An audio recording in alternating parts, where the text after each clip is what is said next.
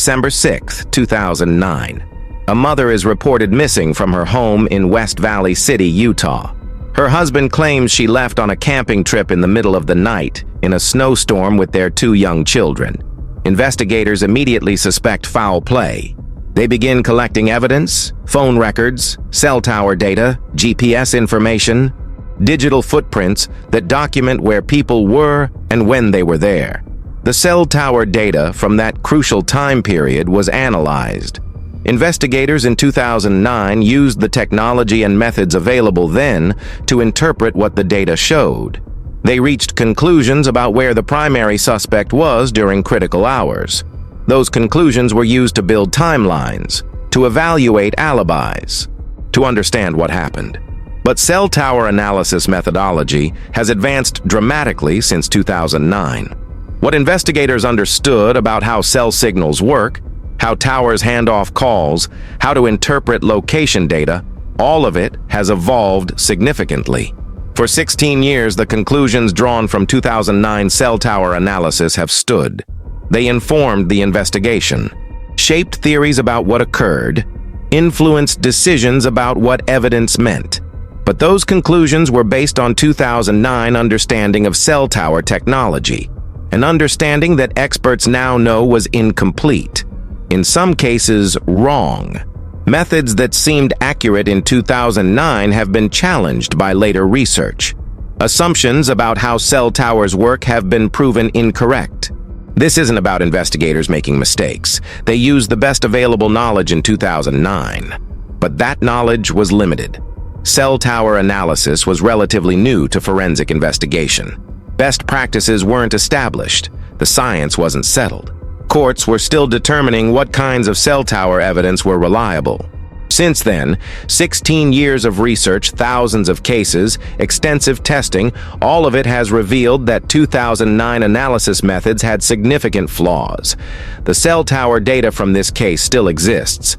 The raw data showing which towers the suspect's phone connected to at what times, with what signal strengths. That data hasn't changed, but how we interpret it has changed completely. Modern cell tower analysis in 2025 uses methods validated by years of research, methods that account for variables. 2009 analysis ignored, methods that produce location, estimates far more accurate than what was possible 16 years ago. This case went cold not because cell tower data didn't exist. It exists, was analyzed. But that analysis used 2009 methods that are now known to be flawed. The data has been waiting 16 years for reanalysis with modern validated techniques. Techniques that might reveal the 2009 conclusions were wrong, or confirm they were right but with far greater certainty. Either outcome matters tremendously. Before we go any further, I need to know something. Where are you watching from right now? Drop your location in the comments. Are you in Utah? Somewhere else in the United States? Another country? I want to see how many people understand that cell tower evidence analyzed in 2009 deserves modern reanalysis. And if you believe evidence should be analyzed with the best available science, that flawed 2009 methods shouldn't determine conclusions when better methods exist in 2025, that families waiting 16 years for answers deserve analysis based on current knowledge, not outdated assumptions, you need to subscribe to Cold Case right now. Hit that subscribe button, turn on notifications, and smash that like button. We specialize in cases where evidence was analyzed with methods that are now known to be flawed. We follow scientific advances that reveal old analysis was wrong or incomplete. We track cases where modern reanalysis using validated techniques is finally revealing what evidence actually shows. This case has cell tower data that was analyzed in 2009 using methods that experts now know were problematic. That data deserves reanalysis with 2025 methods, and the difference between 2009 conclusions and what 2025 analysis might reveal could be case-changing. Now let's dive into what cell tower data exists, what 2009 analysis concluded, why those methods are now known to be flawed, and what modern reanalysis could show. Cell phones communicate with towers. When you make a call, send a text, use data, your phone connects to towers. Those connections are logged. The logs show which tower, what time, how long, what type of communication. This creates a record of where your phone was. Not precise GPS locations, but location data based on tower locations and coverage areas. In 2009, the primary suspect's cell phone created such records during the critical time period when the victim disappeared. Investigators obtained those records. They showed which towers the phone connected to at various times. The question was, what those tower connections revealed about where the suspect actually was physically located. The 2009 analysis looked at the tower data and made conclusions. The suspect was here at this time, was there at that time, traveled this route. The timeline was this. Those conclusions seemed reasonable based on 2009 understanding. They fit the physical evidence. They challenged the suspect's stated alibi. They appeared to show the suspect was lying about where he was. But 2009 cell tower analysis had problems. First, it assumed phones always connect to the nearest tower. That assumption seems logical. The closest tower should have the strongest signal. Your phone should connect to it. Based on that assumption, if your phone connects to Tower A, you must be near Tower A. But extensive research since 2009 has proven that assumption is often wrong. Phones don't always connect to the nearest tower. They connect to the tower providing the best signal. Those aren't always the same thing. Signal strength depends on many variables: terrain, buildings, weather, interference. The tower's capacity at that moment. A tower 3 miles away might provide better signal than 1/2 mile away if there's a hill blocking the closer tower. Your phone will connect to the tower with better signal even if it's farther away. This means seeing a phone connect to a specific tower doesn't automatically tell you the phone was near that tower. It tells you that tower provided the best signal at that moment. The phone could be near that tower, or it could be farther from that tower, but closer to other towers that had weaker signals for various reasons. You cannot determine location just from knowing which tower connected. Second problem with 2009 analysis was assuming tower coverage areas are circular with predictable ranges.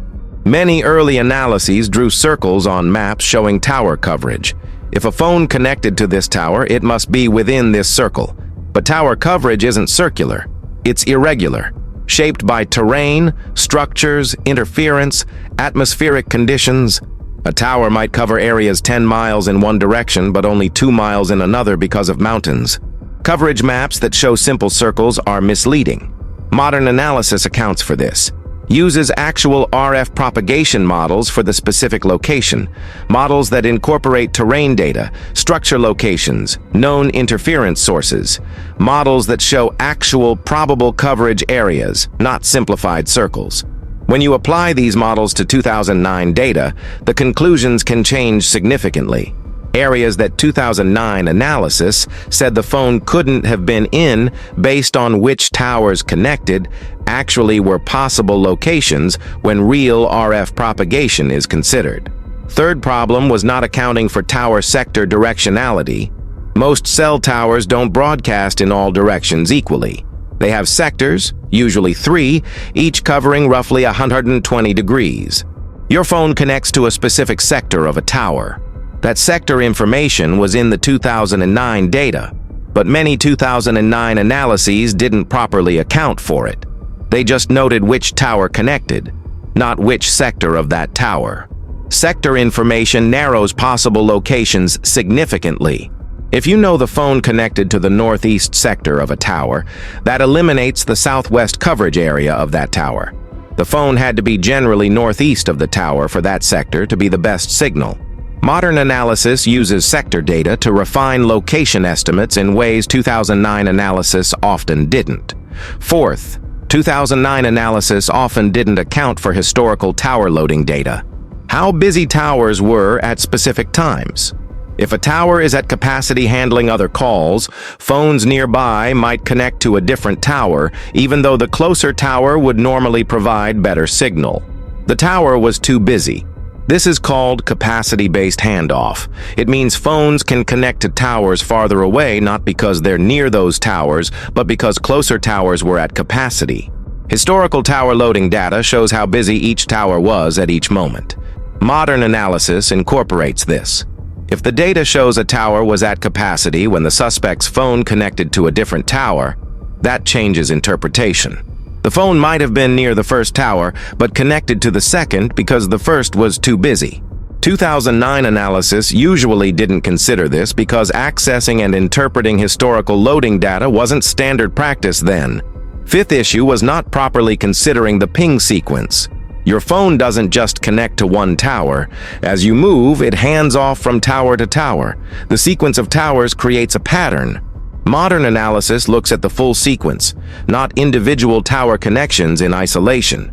The pattern of which towers connected in what order reveals probable travel paths far more accurately than looking at single tower connections. If the suspect's phone connected to Tower A, then Tower B, then Tower C in sequence, modern analysis examines whether that sequence is consistent with traveling certain routes. Some routes would produce that pattern, others wouldn't. By analyzing which routes could produce the observed sequence and which couldn't, modern analysis narrows probable locations much more precisely than 2009 methods that looked at individual tower connections without considering the pattern. Quick question. What time is it where you are? Let us know in the comments. I'm curious how many of you are watching this thinking about how 16-year-old cell tower data analyzed with flawed methods might tell a completely different story when reanalyzed correctly. Let me give you a concrete example of how this matters. Say 2009 analysis concluded the suspect was in location X at 8 p.m. because his phone connected to Tower 5. That conclusion assumed the phone was near Tower 5, but modern reanalysis reveals Tower 4, which was actually closer to location X, was at capacity at 8 p.m. based on historical loading data, and RF propagation modeling shows Tower 5 provided strong signal to location Y, which is 10 miles from location X because of terrain factors. When all this is considered, modern analysis might conclude the phone could have been at location Y, not location X, or that location X is still possible, but so are several other locations. The certainty of the 2009 conclusion evaporates. The suspect might not have been where 2009 analysis said he was. That changes everything. Alibis that seemed disproven might actually hold up. Timeline that seemed impossible might be possible. Evidence that seemed to contradict the suspect's statements might not. Or modern analysis might confirm the 2009 conclusions, but with much stronger certainty. Might show that even accounting for all the variables ignored in 2009, the phone still had to be in location X. That strengthens the case, makes the evidence more reliable. Either outcome matters. Either way, the truth is served by using the best available science. The specific case we're discussing involves multiple critical time periods, hours when investigators needed to know where the suspect was. The 2009 cell tower analysis provided answers. Those answers shaped the entire investigation. But were they right? Modern reanalysis using validated 2025 methods could confirm them, or reveal they were based on flawed assumptions. Consider the alibi issue. The suspect claimed to be at location A during a specific time period. Cell tower data from 2009 showed his phone connecting to towers that investigators concluded proved he wasn't at location A. He must have been at location B. His alibi was false. But what if the 2009 analysis was wrong? What if proper RF propagation modeling shows towers that connected could provide signal to location A? What if historical loading data explains why expected towers didn't connect? Modern reanalysis might show the cell data doesn't actually disprove the alibi the way 2009 analysis concluded. Or it might show the alibi is even more thoroughly disproven than 2009 analysis revealed. Might show additional tower connections that further constrain where the phone could have been, making the alibi impossible. The point isn't that modern analysis will necessarily exonerate or further inculpate. The point is, modern analysis will be correct in ways 2009 analysis couldn't be because the science wasn't developed yet. There's also the issue of evidence presentation. If this case ever goes to trial, cell tower evidence will be scrutinized. Defense experts will challenge 2009 analysis methods. We'll point out all the problems we've discussed. We'll argue the conclusions are unreliable. If prosecutors try to present 2009 analysis in court today, it might not be admitted. Courts are increasingly skeptical of cell tower analysis that doesn't follow modern best practices.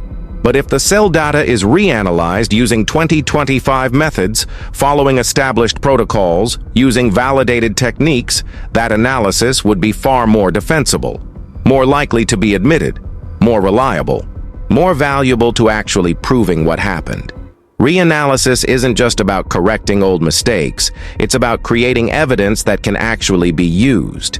If you're finding this valuable, hit that like button. Every like helps this reach more people who understand that scientific evidence should be analyzed with current science, not outdated methods. Your engagement pushes this story to people who care about getting the science right. So comment, share. Let's talk about what specifically modern reanalysis would involve. It starts with obtaining the raw cell tower data, not the 2009 analysis report, the actual data showing every tower connection with timestamps, signal strengths, sector information. That raw data should still exist in carrier records or in evidence files. Then comes RF propagation modeling. Using the specific location, terrain data, structure information, known interference patterns, modern software creates accurate models of where each tower actually provided signal. Not simplified circles, actual coverage patterns. This shows where phones could physically be located to connect to specific towers. Next is historical tower loading analysis, obtaining records of how busy each relevant tower was during the critical time periods. Understanding when towers were at capacity, when they would have handed calls off to other towers because of capacity constraints. This explains tower connections that seem anomalous based on distance alone. Then sector analysis, using the sector data to refine location estimates, eliminating areas that are inconsistent with which sectors connected, narrowing the range of possible locations based on directional information from sector data. Pattern analysis comes next, looking at the full sequence of tower connections over time, identifying which travel routes could produce that pattern, which routes are inconsistent with the pattern, using movement analysis to constrain where the phone could have traveled. Finally, probability mapping. Instead of saying the phone was definitely at location X, modern analysis produces probability maps. Shows areas where the phone most likely was, areas where it possibly was, areas where it definitely wasn't. Provides ranges of certainty rather than false precision. This comprehensive modern analysis might take weeks, requires specialized expertise, needs access to detailed data that wasn't routinely collected or analyzed in 2009. But it's possible. The methods are validated. Multiple expert firms do this work. Courts accept it. It can be done. The question is whether it will be done for this case. The importance of this can't be overstated. If 2009 analysis was wrong, and that wrong analysis shaped the entire investigation, then the investigation was built on a faulty foundation. Decisions about where to search, what evidence was important, what timeline made sense, all potentially influenced by cell tower conclusions that modern science reveals were unreliable. Conversely, if 2009 analysis was essentially right, even if the methodology was primitive, modern reanalysis confirms that, makes the evidence stronger, removes doubt. Either way, reanalysis serves truth. And in a case this serious, where someone disappeared and has never been found, where a family has waited 16 years for answers, truth matters more than anything. Consider also the broader implications. How many other cases from 2009 or earlier relied on cell tower analysis using methods now known to be problematic? How many conclusions were drawn based on assumptions that research has disproven? How many investigations were steered in directions based on flawed analysis? This isn't unique to this case. It's a pattern. Early cell tower analysis was frequently wrong or overconfident. Modern reanalysis is necessary across many cases, but it requires initiative. Someone has to decide that 16-year-old cell tower analysis deserves modern review, has to allocate resources, has to hire qualified experts, has to obtain the raw data, has to commission comprehensive reanalysis. That hasn't happened yet in this case. The 2009 analysis still stands, unchallenged by modern methods, unverified by current science. If you haven't subscribed to Cold Case yet, do it now. We follow cases where old scientific evidence analyzed with outdated methods is finally being re-examined with modern techniques. When cell tower data from 2009 is reanalyzed with 2025 methods and reveals something different, when GPS evidence is reinterpreted, when digital forensics previously misunderstood is corrected, you'll want to know. Subscribe and turn on notifications. 16 years is a lifetime in terms of scientific advancement. Cell phone technology changed completely between 2009 and 2025. Our understanding of how cell networks operate evolved dramatically. Methods for analyzing cell data went from primitive to sophisticated. What investigators in 2009 thought they knew turned out to be incomplete or wrong in many respects. But the data doesn't change. The same records that existed in 2009 can be reanalyzed today, and they might tell a very different story. This case remains one of the most disturbing unsolved disappearances in recent history. A mother vanished, has never been found. Her family has waited 16 years for answers. The primary suspect is deceased, having taken his own life and the lives of his children years after the disappearance. Prosecution is no longer possible, but truth is still possible. Understanding what actually happened is still valuable, and that understanding requires analyzing evidence with the best available science. The cell tower data exists. It captured where the suspect's phone was during the critical hours. It contains information about his movements, his locations, his timeline, but that information can only be extracted if the data is analyzed correctly. 2009 methods couldn't extract it accurately. Too many flaws, too many assumptions, too much we didn't know then that we know now. 2025 methods can extract it, can reveal what the data actually shows, rather than what flawed analysis concluded it showed. For 16 years, the conclusions from 2009 analysis have been treated as fact. But they weren't facts. They were interpretations. Interpretations based on incomplete science. Interpretations that need to be revisited. The suspect's phone was somewhere during those critical hours. The cell data recorded it.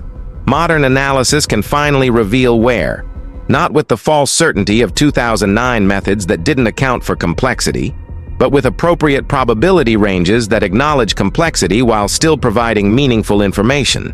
This matters for the family, matters for understanding what happened, matters for determining whether searches focused on the right areas, matters for evaluating whether other evidence was interpreted correctly. Cell tower analysis in 2009 influenced everything about this investigation. If that analysis was flawed, everything built on it deserves reconsideration. Modern reanalysis isn't about changing the past. It's about finally understanding what the evidence actually shows, what the data collected 16 years ago actually proves, what modern science can extract from information that's been waiting all this time for proper analysis. The technology exists. The expertise exists. The methods are validated. The data is preserved. Everything needed to do this right is available.